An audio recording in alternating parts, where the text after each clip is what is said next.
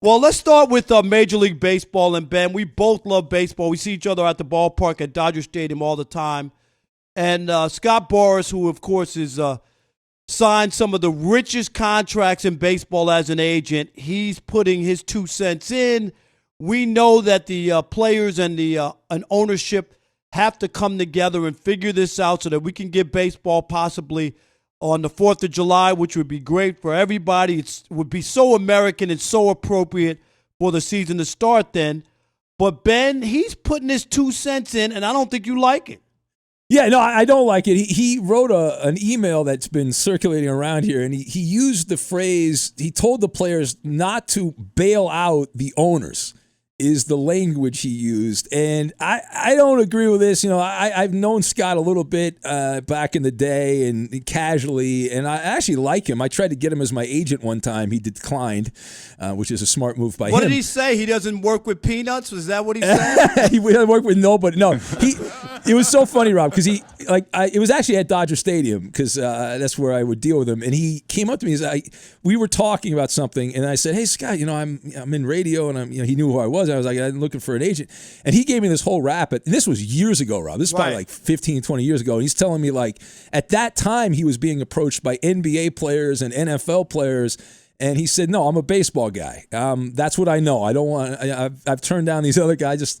I don't know much about the radio business and all that. So that's why he didn't do it. So that was that. He kind of 86'd it on you. Exactly. I got it. But this is a heel move, right? I know, and he's got the power and he's flexing his muscles, Scott Boras, but everyone is taking a haircut because of the pandemic, a large haircut. I don't know anybody in my circle that hasn't either been furloughed, been fired, or taken a pay cut. Everyone, unless I'm forgetting somebody. And so the players they're gonna only work 50% of the time.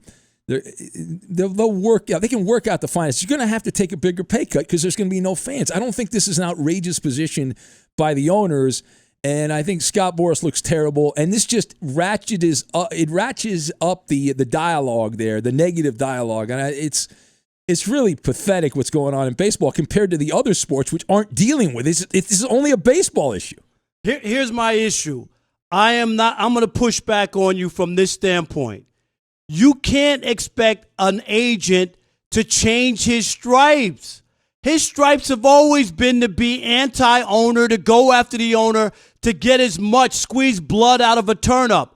It's like being mad at a defense attorney. No, that's what they do, Ben.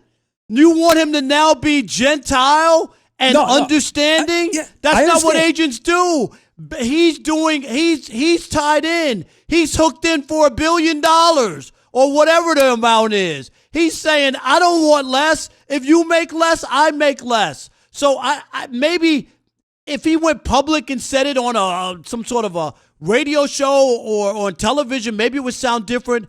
But for this to be like some sort of memo that he sent to his clients or whatever, I don't have a problem with that. I understand what he wants his people to do, which is don't roll over that quickly. Don't just give in because the owners say we're hurting and we need it. I get it. I'm with you, Ben. Everybody I know is in the same boat. I'm taking less money. Chris is taking less money. Ben Maller's taking less money. We all are.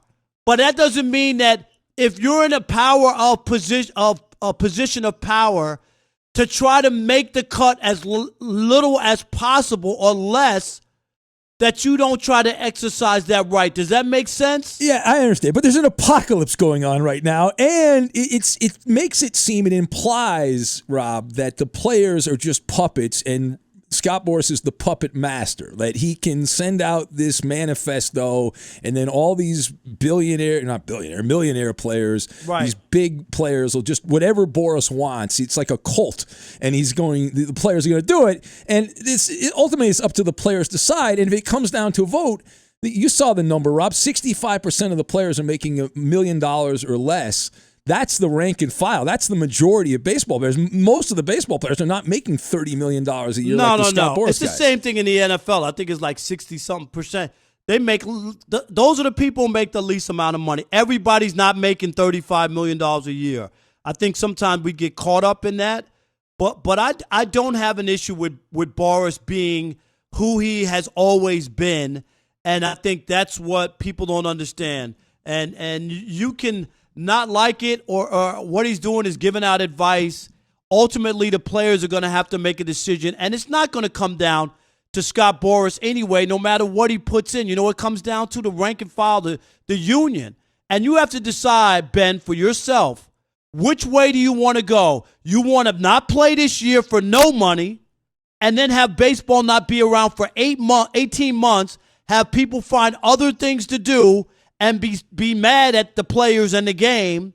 And then if you do come back next year, owners will have less money, so people won't be signing no $400 million contracts and big free agent deals next year because that'll all be out the window, right? And everybody who doesn't have a contract will be out of luck. So those are the things you have to look at, but I'm not going to bash Scott Boras today. Well, I mean, the other thing about this, too, which is the irony of this, is that Scott Boras is the same guy, once this gets settled, that when free agency comes around, he will be begging these owners to pay big money contracts to his players. The same owners he's ripping. Right. He took a shot at the Cubs ownership in particular there, the Ricketts group. He took a shot at them in that email that was going around. And so, yeah, I mean, it's ironic. He's ripping the owners, but he's going to be begging them for money once the season ends, whenever that is. So. Well, ask Manny Machado and some of these other guys. And then the other thing too, Chris. The other thing, Rob, is that he's going to be blaming and saying if they don't sign guys to big contracts after the pandemic, he will say, "Well, it's collusion." You know, he'll play that card again. No, well, that'll be it. And the one problem that happened, and we know this, is the baseball owners did get caught with collusion. So that's always hanging over them. Back then, as you remember, Ben, they wrote a memo telling other club owners not to sign any players. How dumb can you be? So they'll have to wear that as long as they do. Well, I'm sorry. Are you on the owner side or the player side here? If you have picked sides here, like who are you on? This is what I'm going to say. I understand why the players have fought for a long time. They've struck. They've walked out. They've done everything they can to get a balance of power. So I do understand that. And I do understand that they don't want to just turn it over and overnight all the gains and say, oh, yeah, whatever, okay, we'll just do whatever you want. But on the flip side, and I'm going to say the owners have a point. When you're talking about no fans, Ben, no concessions, no parking, no stadium merchandise, it can't be the same amount of money as if you just say 50% because it's 50% of the game. I don't see that as equal money. So if I have to pick a side as far as money and who's presenting an argument, now what percentage of the money you can argue, but I understand what the owners are saying. When they made that original deal, there was no thought that there would not be any fans at the games. Yeah, no, look, I agree with you. I'm on the side of ownership. I don't think the owners are great. I don't like either. I think both sides have things that you can hate and dislike about them. But the thing that pushed me over the edge was the comments of Blake Snell. That just sent me off the deep end. I'm like, this guy, I'm not playing unless I get mine. You know what I said to him? Jeez, what? Snell, no. I don't want to hear that. So that was yeah, I like that. Snell, no, that's a good line. No, I mean, that was just it. Like, I mean, come on. Everyone's, as I said, everyone's taking a bath. Everyone's taking it in the shorts in one way or another. And listen, we work in the advertising business, and the advertising business isn't great. But in many ways, baseball also works in the advertising business because they are beholden to the television and advertising and television, which pays the bills for baseball. So it's all tied together. No doubt about it. All right, we are talking about super agent Scott Boras in Major League Baseball. And Ben Mallow says he's out of line with his comments and what players should do. And I say he's in character, Ben. This is what agents do all the time. Yeah, he's in character, but he is out of line. Like, I understand he's looking out for, how much would Boras lose on this if you cut the salaries to zero or to I think it's like 3%, right? Because they're going to pay $170 million. I read that if there's no season, all of the players, 750 players or something like that in baseball, will divide $170 million. And it's going to be like depending on how much service time you have and that kind of stuff. So it's not like some guys can get nothing. And that would mean Boras would then seemingly get nothing, right? The trickle-down effect on that. Yeah. And I think it would be bad. Now, this is what I've always said, Ben, when it comes to baseball and the whole idea, the whole notion of America needing baseball. We've had trouble and bad times in this country, and baseball's always seemed to be there to pick us up. We all remember 9/11. We all remember that pitch by George Bush. I don't care if you're a Democrat or Republican. You remember that and how awesome that was. Am I right, Ben? That moment when he threw that strike at Yankee great. Stadium before Game 3 of the World Series. Yeah, and then after 9/11, also when they were wearing the hats of the NYPD and the fire department and all that, and that was a really cool moment too, for sure. But my counter argument to that, like I know people, it's going to kill baseball and all that stuff. Did you see the story? There was a story a while back that going back to the 1920s, there were columnists in papers in New York that wrote that baseball was dying, that it wasn't going to make it. They've been saying it forever. Baseball's a dinosaur. Baseball's the old gray lady. I don't know how many times.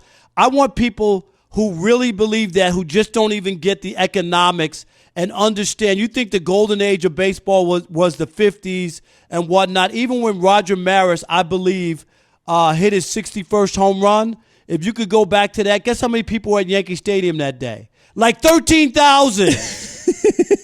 Like 13,000 people were there to witness it. Are you kidding me?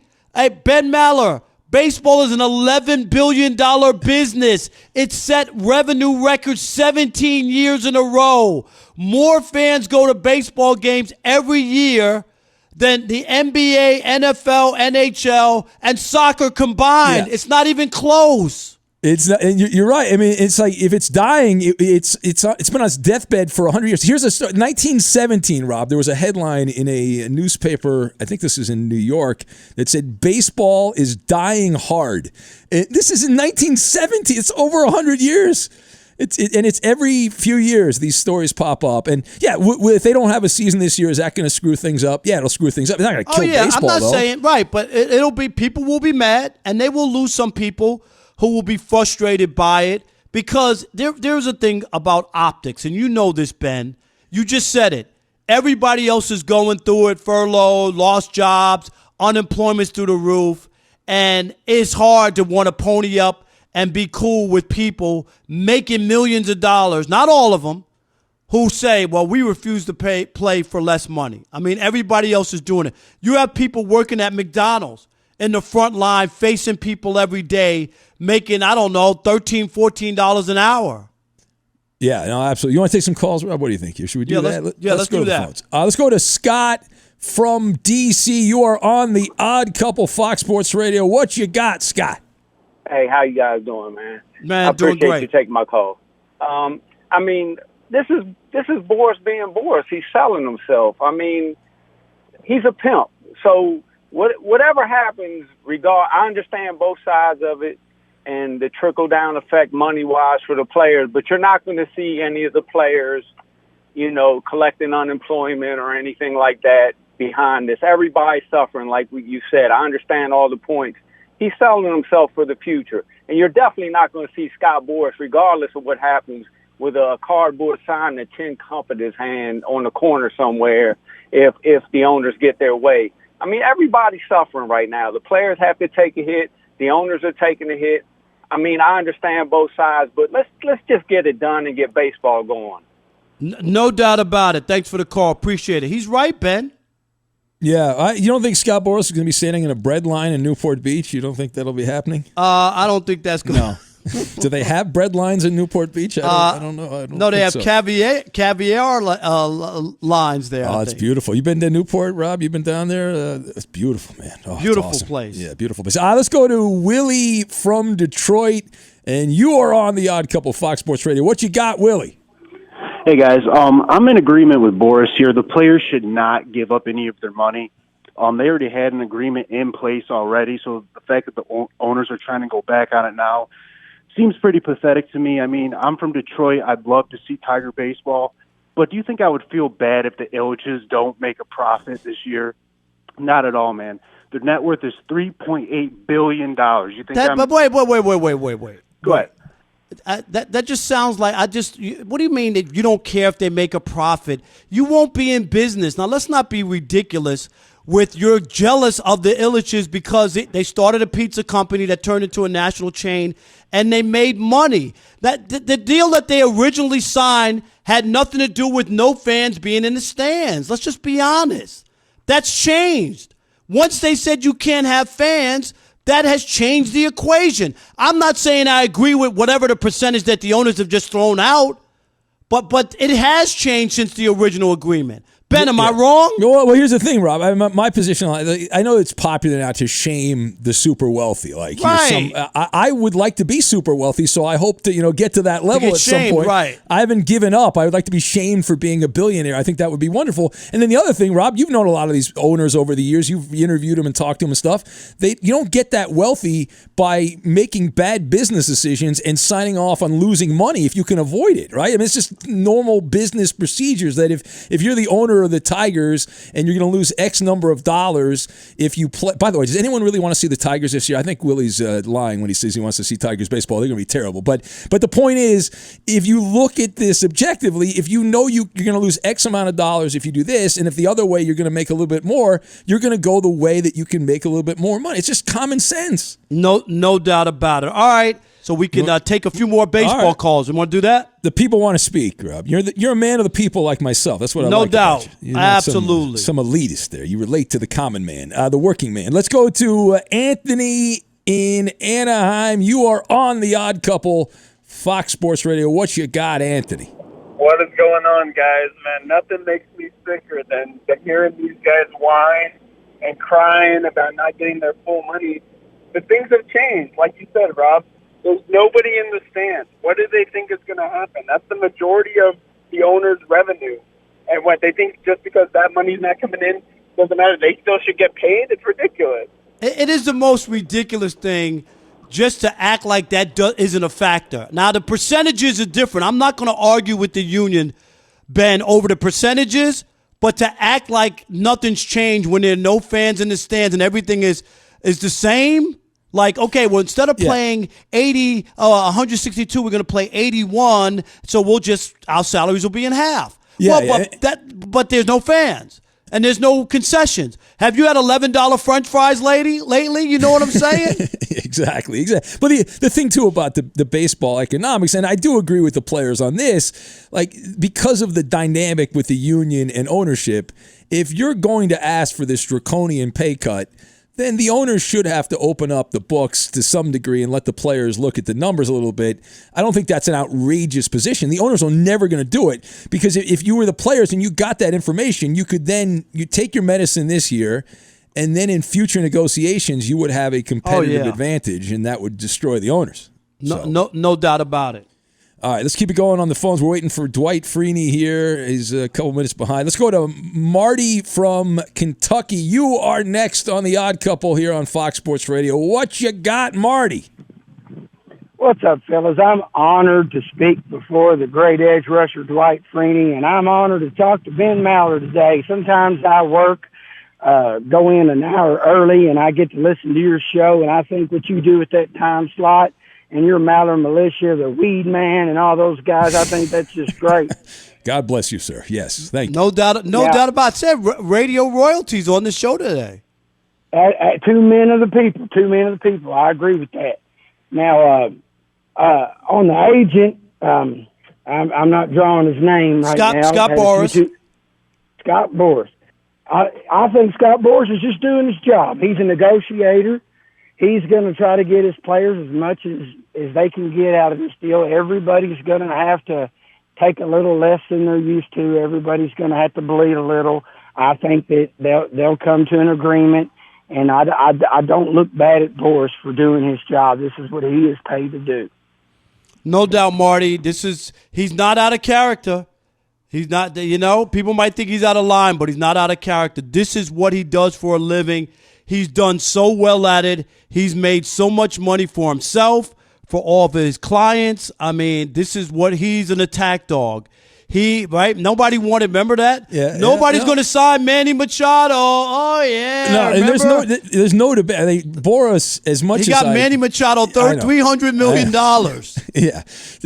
Remember, Machado didn't want to play on the West Coast. Now he's in San Diego for the next decade. But he got the money. He got paid. Right? He had to go to San Diego, which is not a bad place. I worked in San Diego. Not a bad place to live. But the baseball players, they turn this into a Shakespearean drama. It's like it's got to go down to the 11th hour. Yes. Right? It's going to come down to the final day. It's like next week, supposedly, is the date they're looking at. I read the other. Well, they have to figure it out because you'd have to have like a spring training. Yeah, exactly. If you're starting July 4th, this cannot drag on. Either we're going to come to an agreement or it's just not going to happen. Yeah, it's wild, the logistics, and there's a lot of variables. But yeah, I think I think they're going to get it done at the 11th hour, and they'll all complain and be spitting at each other, and then they'll go out and play baseball and try to figure it out. But I heard what Gascon said there, Gagon, that they're in Texas, they're going to allow some fans to attend sporting events.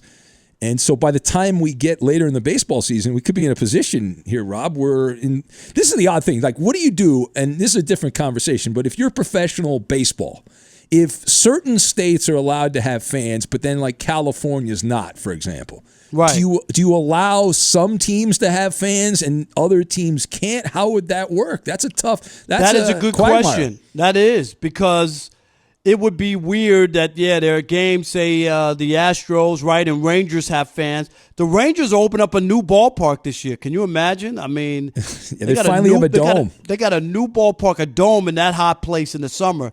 You've been to Arlington. It is nasty. A scorcher, man. Yeah. That is interesting that if they could make money, because it would put people to work, right, the workers.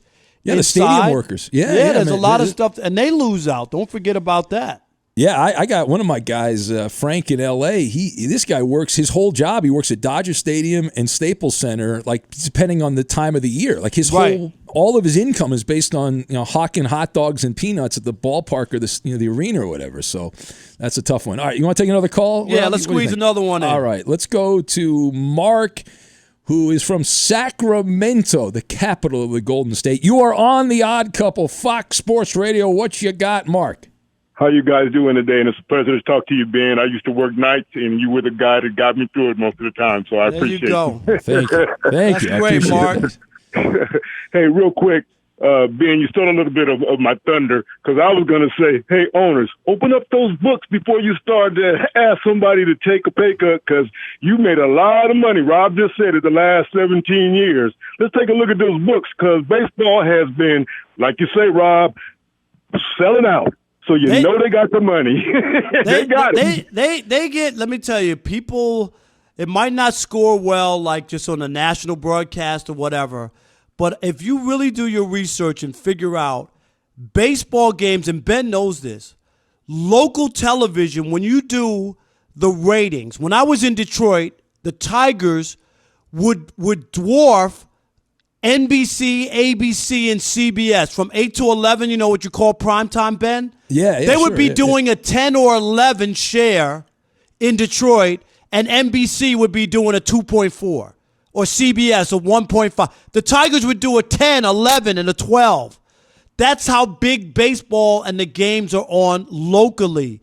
Now, Rob, it's a was that big when they money were, maker. Was that when they were good, though, or when they were bad? Oh, no, that's when they were good. Not last year or the last couple of years when it's been pretty ugly. Yeah, but you're right. I mean, it's a TV. You got to look at it like a TV show. It's a TV show. That's what it is. And the ratings have been consistently good. You're right. It's a regional. That's one of the problems. We're obviously on a national platform here, but I love talking about baseball. And when I talk about baseball on the overnight, I always get that guy, Rob, you shouldn't be talking about that's an old man. That's a dying sport. It's not a national sport. I'm like, yeah, it should be. It was, years ago, but it is more of a regional thing now, unfortunately. Yeah, but you know what? You could always check out my podcast, Inside the Parker, my all baseball podcast. It's on the Herd Podcast Network. Drops every Thursday, and it did drop this morning. So if you want to check it out, you can listen. It's right up there. It's right up there with the Fifth Hour with Ben Maller and Gascon. There you go. Very similar to that. In fact, you got to be on. We're going to get you on that, Rob. We're going to do a crossover podcast show. I can't wait to do that. Yes, right. sir.